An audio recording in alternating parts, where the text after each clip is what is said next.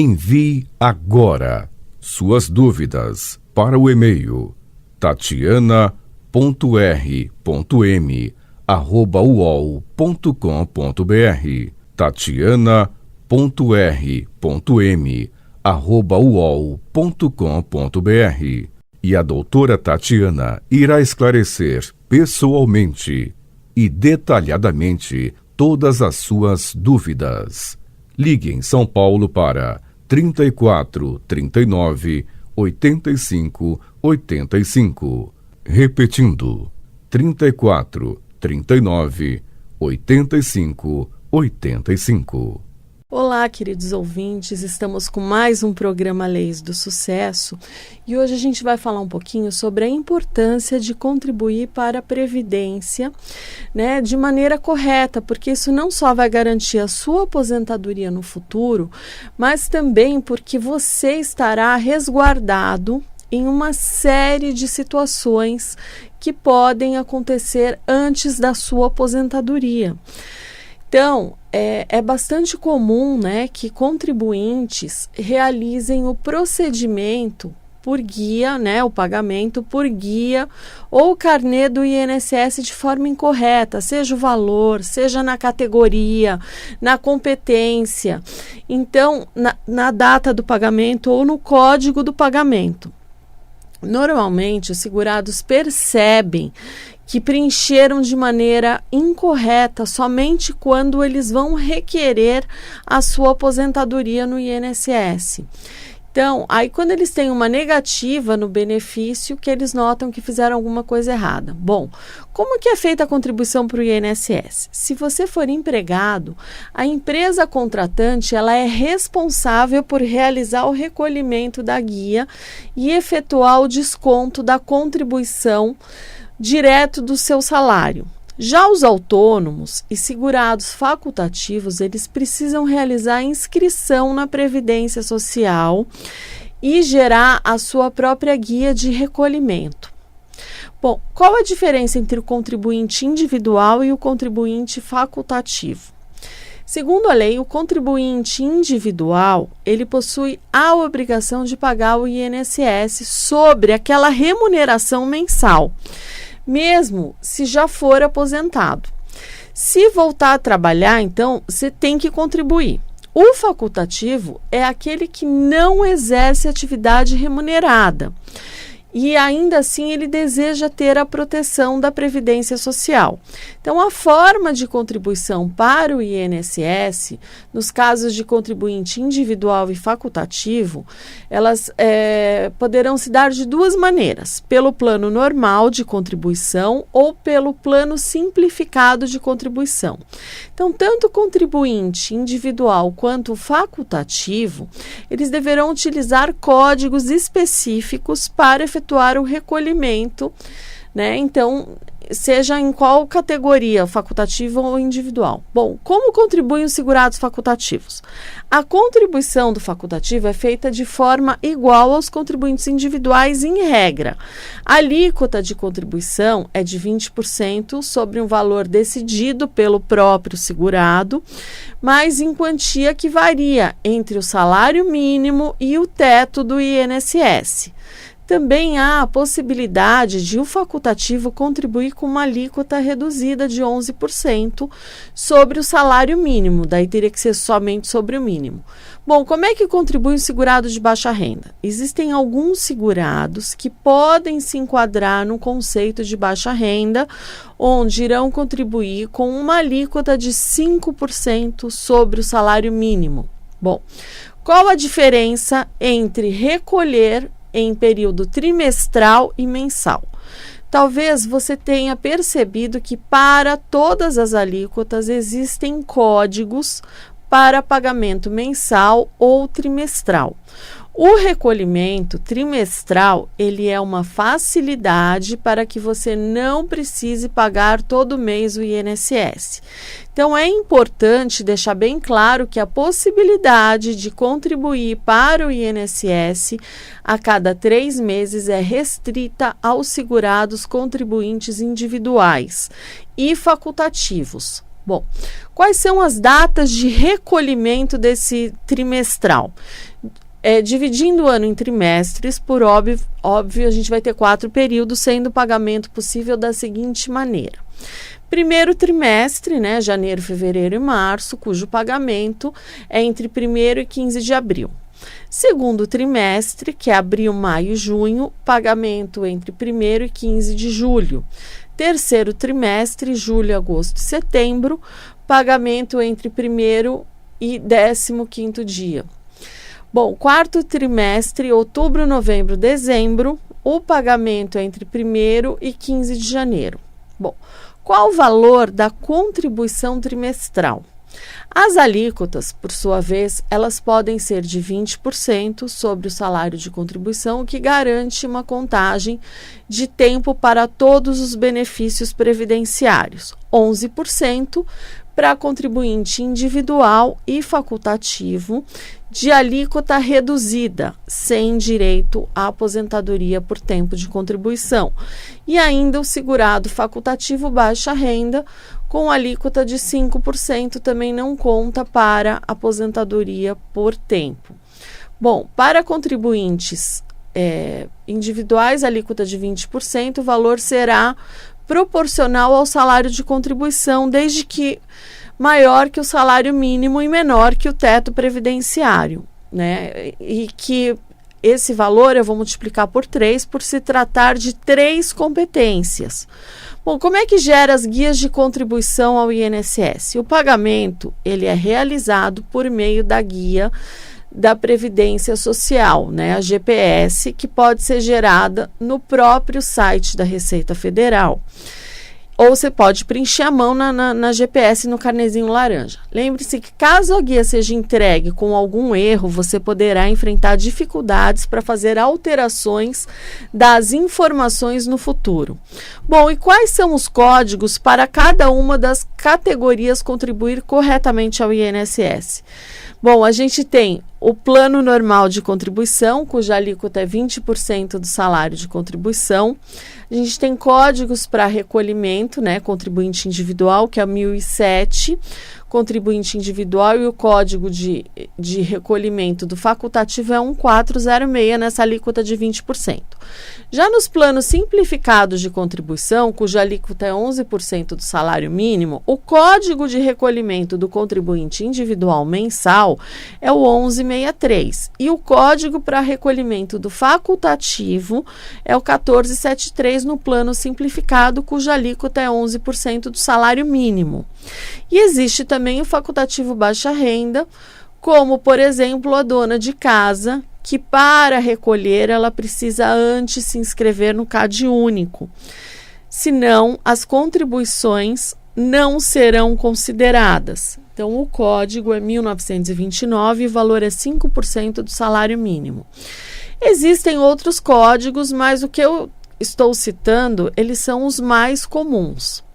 A dona de casa, com 15 anos de contribuição sobre 5% do salário mínimo, e pasmem que em 9 meses, isso mesmo, 9 meses ela já recuperou tudo o que ela pagou para o INSS. Já quem paga a alíquota de 11% do salário mínimo, se pagar 15 anos, terá recuperado todo o dinheiro investido em 20 meses. Na verdade, até menos, porque eu não considerei os valores do 13º salário. E aqueles que contribuem sobre 20% do salário mínimo em 36 meses, sem considerar o 13º, a pessoa recebe de volta os valores pagos. É ou não é um bom investimento você pagar o INSS? Imagina você pagar 15 anos e recuperar o valor em 36 meses e receber todos os meses até o final da sua vida. E o pior é que muita gente deixa de pagar. Outros pagam abaixo do valor do salário mínimo.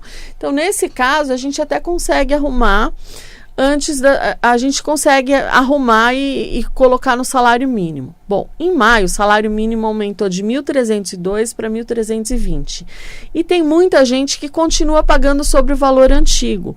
Se não arrumar antes de se aposentar, o período não entra no cálculo da aposentadoria.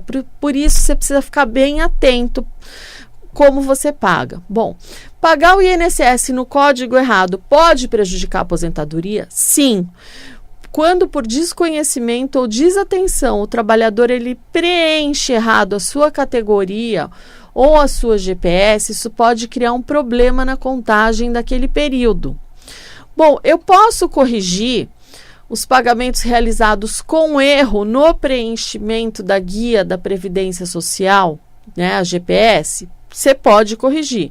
Se o erro foi nas informações, você vai ter que retificar o pagamento de guia da Previdência Social, né? E poderão ser ajustados, né, os seguintes campos: competência, identificador, valor. Bom, contribuir para o NIT de outro trabalhador. E agora? Bom, NIT e PIS, para quem não sabe, é a mesma coisa. O número é idêntico. Imagine um longo período de contribuições que acidentalmente foram pagas para o NIT, né, que é o número de identificação do trabalhador, e pagou errado, pagou para o NIT errado. O que é essencial em um pedido de contribuições como esse, é necessário provar que houve erro na hora de pagar, ou seja, você precisa provar que os valores deveriam ter sido pagos para o cadastro do requerente e não para o de outra pessoa. Então, você leva lá o comprovante de pagamento e ajusta. É essencial nesse caso, né? Você tem que ter o comprovante de pagamento referente aos meses pretendidos para provar que você pagou errado. Posso fazer a correção só na hora de me aposentar? Eu não aconselho, porque você vai ter que aguardar por anos sua aposentadoria. Então, a maioria dos segurados percebe que está faltando tempo no CNIS somente no momento do requerimento da aposentadoria. Então, a retificação de contribuições vertidas para o NIT errado, ele pode ocorrer a qualquer momento. Você não precisa pedir aposentadoria, você pode fazer isso a qualquer hora. Porque muitas pessoas acham que somente poderão retificar o CNIS no momento da aposentadoria, e não é correto isso, pode ser feito a qualquer momento. Quem contribui obrigatoriamente ao INSS? Bom, dentro dos segurados obrigatórios, nós temos vários tipos de trabalhadores, como empregados, registrados na CLT, empregados domésticos, trabalhadores avulsos, segurados especiais, contribuintes individuais, incluindo microempreendedores individuais, que são os MEIs, cuja alíquota é 5% do salário mínimo. Bom, a contribuição é a mesma para todos os contribuintes obrigatórios? Não. As contribuições desses trabalhadores não é a mesma, até porque a remuneração deles não é igual. Bom, como contribuem os empregados CLT, empregados domésticos e trabalhadores avulsos? Para os empregados CLT, empregados domésticos e trabalhadores avulsos, a contribuição incide diretamente com base no salário que eles recebem. E, além disso, o desconto previdenciário ele é feito diretamente na folha de pagamento, pelo próprio empregador. Bom, como os autônomos contribuem ao INSS? Os contribuintes individuais, que são os autônomos, em regra, contribuem com uma alíquota de 20% em cima de um valor que deve ser entre o salário mínimo, que é 1.320 em 2023, e o teto do INSS, que é R$ 7.507,49 em 2023. Há possibilidade de contribuírem com uma alíquota de 11% em cima do mínimo também, mas neste caso terão direito somente a uma aposentadoria no valor do salário mínimo. Bom, como o MEI deve contribuir ao INSS? O recolhimento previdenciário do MEI, ele é reduzido. Ele tem uma alíquota de 5% sobre o valor do salário mínimo, o chamado DAS, Em 2023, tendo em vista que o salário mínimo é de R$ 1.320, aumentou em maio, a contribuição previdenciária do MEI custará R$ 66 por mês. O que muitas pessoas não sabem é que o MEI ele tem a opção de complementar o recolhimento previdenciário com 15% sobre o valor do salário mínimo. Então, esse procedimento ele poderá ser feito por meio de uma guia complementar de recolhimento com o código 1910. Então, em caso de complementação, você deverá continuar pagando o DAS 5% de sempre. Porém, você deverá adicionar 15% para somar 20% de contribuição previdenciária. Bom, eu posso contribuir ao INSS morando no exterior? Sim, mas antes de contribuir ao INSS, é importante você buscar a orientação de um especialista na área previdenciária. Desse modo, é possível evitar que você faça contribuições indevidas e infrutíferas para a sua aposentadoria. Bom, quem mora no exterior costuma pagar o INSS na qualidade de facultativo e o valor vai variar de acordo com a situação da pessoa. Então, é importante ficar atento, porque vários brasileiros que moram no exterior contribuem, por exemplo, como contribuinte individual, sendo vedado pelo INSS. Portanto, em caso de dúvida, não hesite em procurar a orientação de um profissional especialista em previdenciário. Bom, quem trabalha em emprego formal, sem registro em carteira, é importante começar a recolher o INSS para que esse período seja considerado para a sua aposentadoria. Quanto antes a pessoa começar a se planejar, é melhor, porque dessa forma acaba passando, o tempo passa muito rápido e quando você se der conta, você já está perto da sua aposentadoria, e essa fase gera muito arrependimento nas pessoas, porque elas deixaram por vezes muitos anos sem pagar o INSS.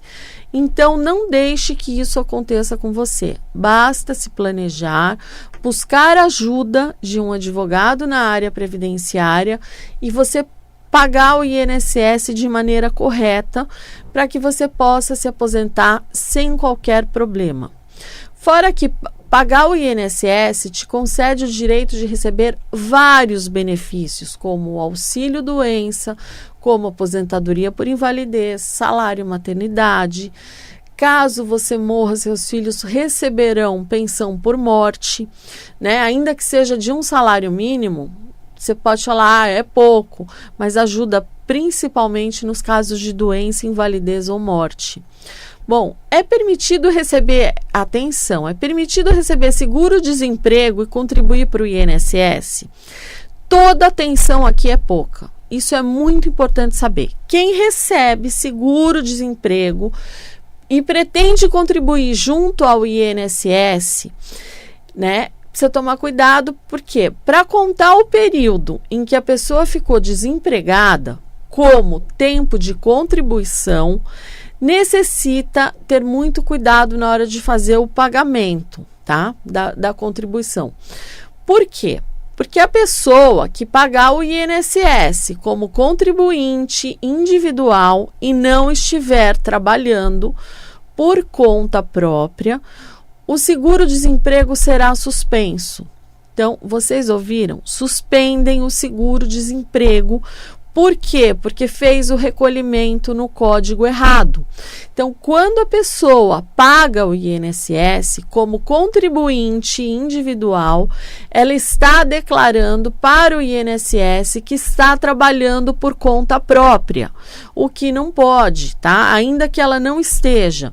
E quem trabalha não tem direito ao seguro-desemprego. Então, caso deseje continuar recebendo seguro-desemprego e pagar o INSS, você tem que fazer obrigatoriamente o recolhimento na forma de segurado facultativo. Repetindo, está recebendo seguro-desemprego, pretende pagar o INSS, tem que ser pago como facultativo. Senão, eles vão cortar o seguro-desemprego. Então, se recolher como facultativo, o seguro-desemprego não será suspenso. E o período do desempregado ele poderá ser contado como tempo de contribuição para a aposentadoria. Eu fiz questão de frisar porque eu sempre atendo pessoas com o seguro-desemprego suspenso. Então, por quê? Porque pagaram o INSS no código errado. Então, todo cuidado é pouco. Posso adiantar o pagamento do INSS para completar tempo de contribuição? Infelizmente, não é possível você pagar contribuições do INSS antecipadamente para se aposentar mais cedo. Se você fizer isso, o INSS vai considerar como se tivesse feito uma única contribuição somente e pelo teto. Daí você terá que pedir restituição na Receita Federal.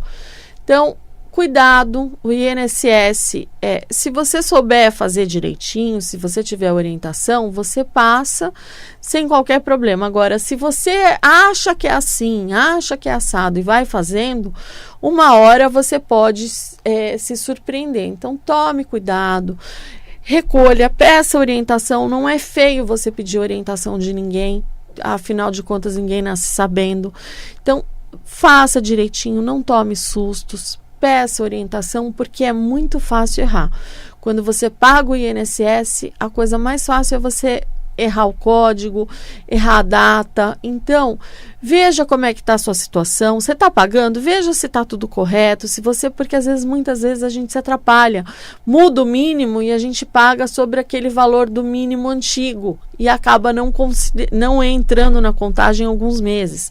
Então, tome cuidado com isso, corra atrás, veja, para que na hora de se aposentar, porque é uma hora tão delicada, é uma hora tão frágil, que você está contando já que você vai receber aquele dinheiro e muitas vezes precisa parar para entrar com a ação, para resolver aquilo, porque não foi feito da maneira correta. Então, se a gente puder evitar qualquer susto na hora de se aposentar, vale a pena. Bom, essas são as minhas dicas de hoje. Eu vou me despedindo de vocês. Fiquem com Deus e até o próximo Leis do Sucesso. Envie agora suas dúvidas para o e-mail tatiana.r.m@uol.com.br tatiana.r.m@uol.com.br E a doutora Tatiana irá esclarecer pessoalmente e detalhadamente todas as suas dúvidas. Ligue em São Paulo para 34 39 85 85. Repetindo, 34 39 85 85.